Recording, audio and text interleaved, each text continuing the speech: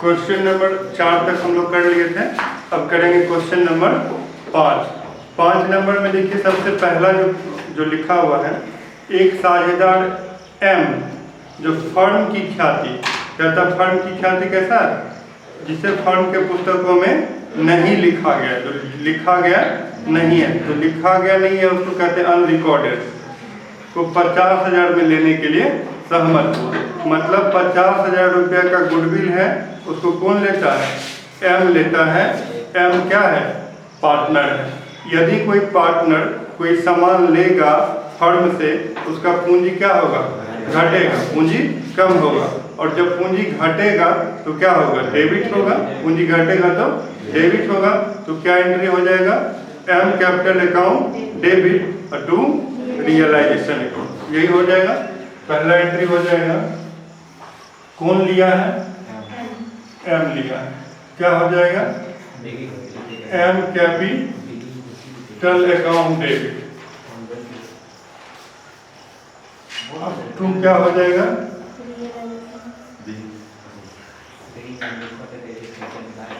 Realisation account. कितना में लिया है? कितना लिया है? 50।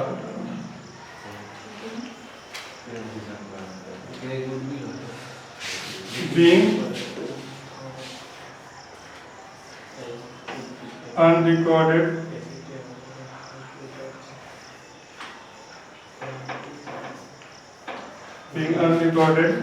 asset, asset या गुडविल भी लिख सकते हैं। टेकन बाय कौन लिया है? एम लिया। लिखेंगे being unrecorded assets taken by M. एक और लिखिए संपत्ति को कौन ले लिया? एम ले लिया। चलिए दूसरा नंबर देखते हैं। दूसरा नंबर में कहता है कि एक पुराना ग्राहक है जो 2,000 रुपये डूबा हुआ था, 2,000 रुपया डूबा हुआ, कहा उसको हम 50% जो है आपको पेमेंट कर देंगे। टी 2,000 रुपये जो मेरा बैड डेबिट हो गया था, बैड डेबिट जो पैसे डूब जाते हैं, जो वापस होने की संभावना नहीं है, ऐसे पैसे को हम बैड डेबिट कहते हैं। उसमें से कितना चुका रहा?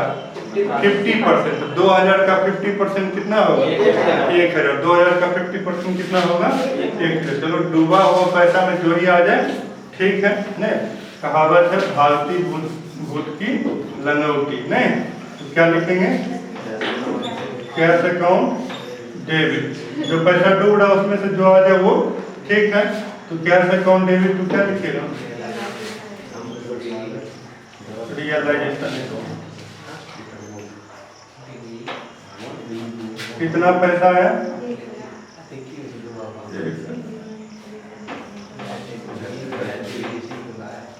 being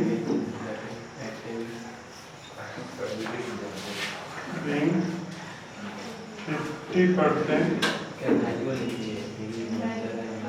bad debit realized।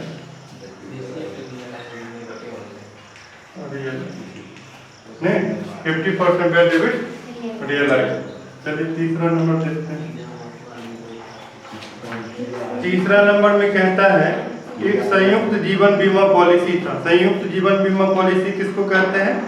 English में इसको बोलते हैं joint life policy. Joint life policy क्या होता है? सभी साझेदार मिलकर एक पॉलिसी करवा लेते हैं, उसी को कहते हैं ज्वाइंट लाइफ पॉलिसी। यदि किसी साझेदार के साथ कोई घटना दुर्घटना होगा तो उस स्थिति में इसका लाभ मिलेगा। तो ज्वाइंट लाइफ पॉलिसी का समर्पण मूल्य कितना है? 15,000। मतलब ज्वाइंट लाइफ पॉलिसी को बेचा गया और बेचने से कितना पैसा आया? 15,000 रुपया आया। तो ज्वाइंट लाइफ पॉलिसी भी एक प्रकार का एसेट से संपत्ति है।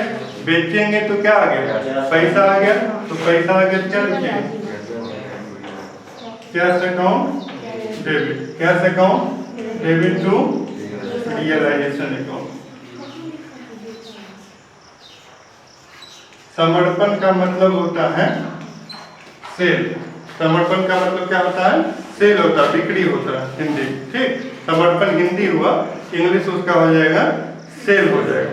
ठीक, तो कह सकूँ ऐसे समर्पण आत्मसमर्पण भी होता है, जब लोग हार जाता है तो आत्मसमर्पण कर देता, अपने आप को दूसरे को समर्पित कर देता, उसको कहते हैं आत्मसमर्पण। यहाँ समर्पण का मतलब हुआ बेचना, cell.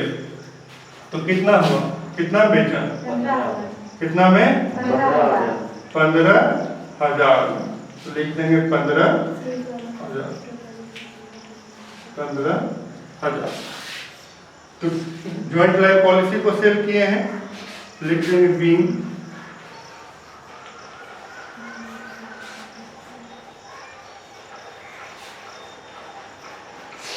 realized on joint life policy। being realized मतलब था वसूल होना, realized मतलब क्या होता है, वसूल होना।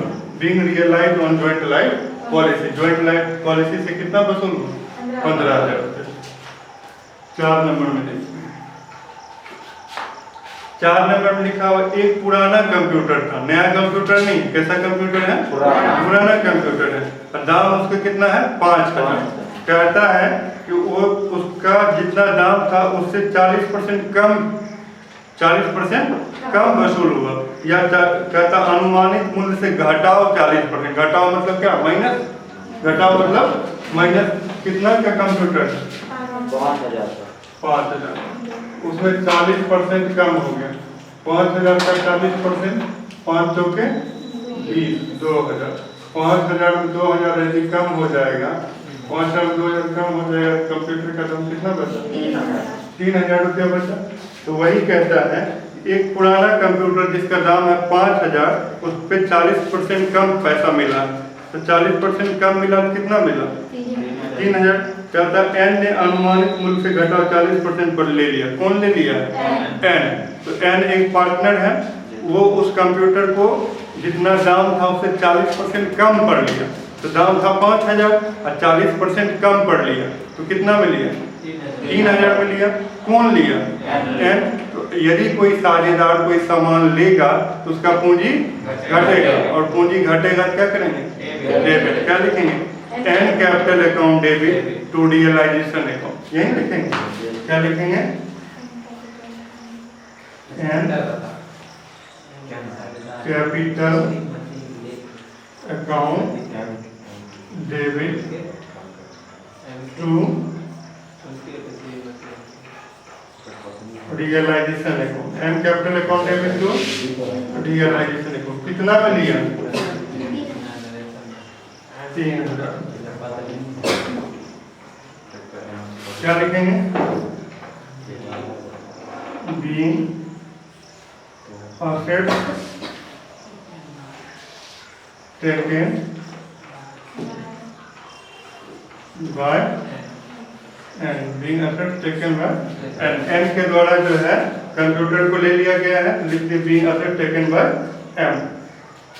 एक और बच गया है, एम एक साझेदार है जो श्रीमती एम के ऋण को 20,000 भुगतान करने के लिए लिया। एम साझेदार है जो श्रीमती एम, श्रीमती एम का मतलब हुआ एम की वाइफ, एम की पत्नी।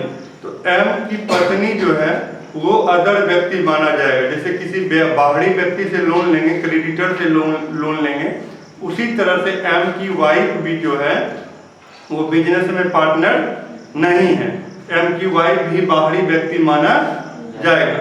तो एम की वाइफ जो है बिजनेस में कितना लोन दी है, 20,000। एम कहता है कि उस लोन को मैं चुका दूंगा। तो एम यदि कोई लोन चुकाएगा, कोई कर्ज चुकाएगा, तो उसका पूंजी क्या होगा, बढ़ेगा, और पूंजी बढ़ेगा तो क्या होगा, क्रेडिट होगा। पूंजी बढ़ेगा तो क्रेडिट होगा। तो क्या लिखेंगे, realisation account debit to M capital account, realisation account debit to M capital account. तो मिटा देते हैं।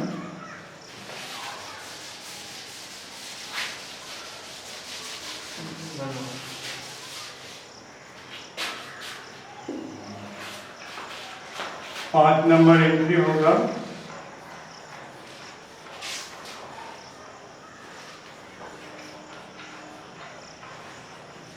Realisation account debit to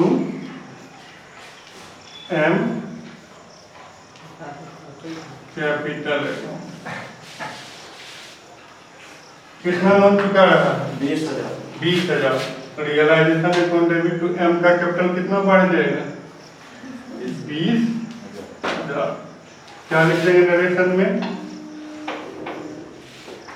being loan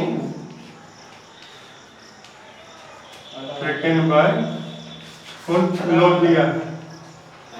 being loan taken by M. हो गया, लोन का भुगतान एम के द्वारा किया गया, इसलिए एम का पूंजी बढ़ गया।